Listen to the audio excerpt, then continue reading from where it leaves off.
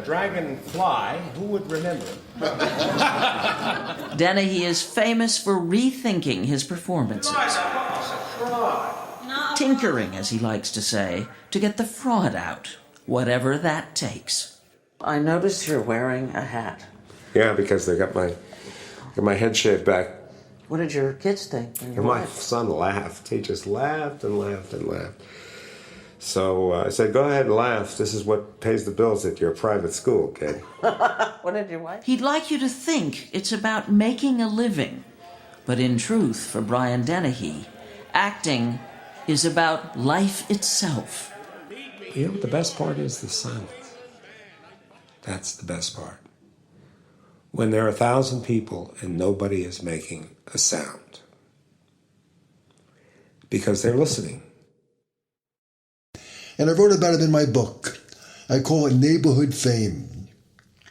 A few houses away from us, on a street called Macadee, in the book I call it Macrame, lived the Dennehys. They were a very nice Irish family.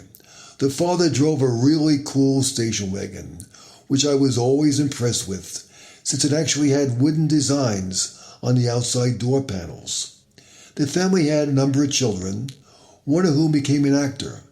I mean a real actor.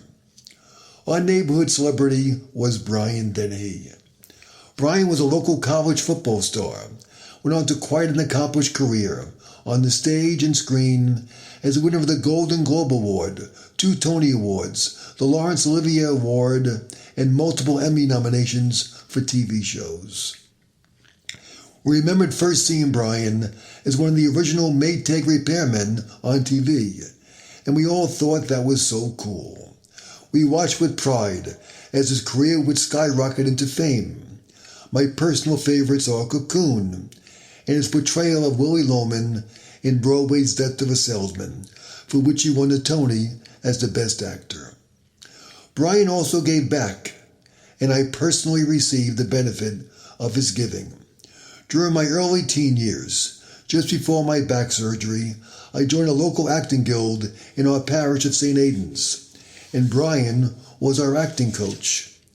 Our production was called Oklahoma, and I proudly played the dutiful, difficult role of an awe-inspiring boy on stage. I was quite pleased to be given a speaking part and had my one line dutifully memorized. Here's a baby boy for you, Miss Ellie. Here's twins. I never forgot my line, and I never forgot Monday evenings in the fall of 1963, practicing under the tutelage of Brian Dennehy. Over the course of time in our neighborhood, Brian's parents passed away. Remember my mom going to the wakes and funerals. Now, Brian may not remember that 13-year-old skinny kid who kept trying to memorize that one line, but I knew he remembered our mom and our family.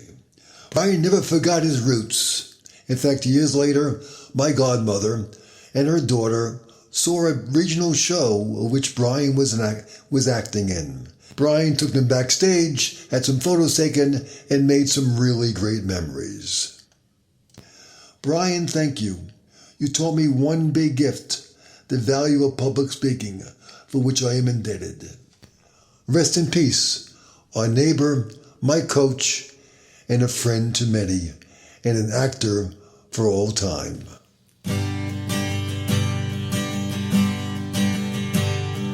Here's to good friends, the ones we hold dear, the ones who will tell us what we need to hear, the ones who love us, right or wrong, and to all those good friends that give you this song.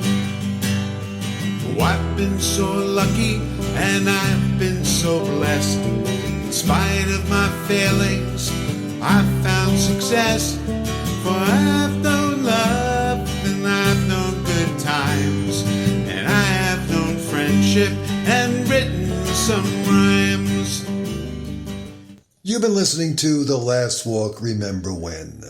And a special thanks to Brian Dennehy, to the Dennehy family, to his brother Eddie, who also was a great actor in his own accord, who sadly passed away a few years ago. And to our neighborhood, the neighborhood friends I grew up with, to my church St. Aidan's for the Acting Guild, to YouTube for finding that clip on all Brian's recent statements he made a few years ago, and to the CBS The Morning Show with Martha Teichner for a tremendous interview with Brian back in 2007, and to my good buddy Paul Cassone for the wonderful song Here's the Good Friends heard throughout our show, and of course to my college roommate Mike for the wonderful job he does in the studios in the state of Tennessee, making our show and our voice sound so much better. Until next time, have a great weekend. Remember when. Here's to good friends, the ones we hold dear, the ones who will tell us what we need to hear, the ones who love us, right or wrong. And to all those good friends who give you this song. And to all those good friends who give you this song.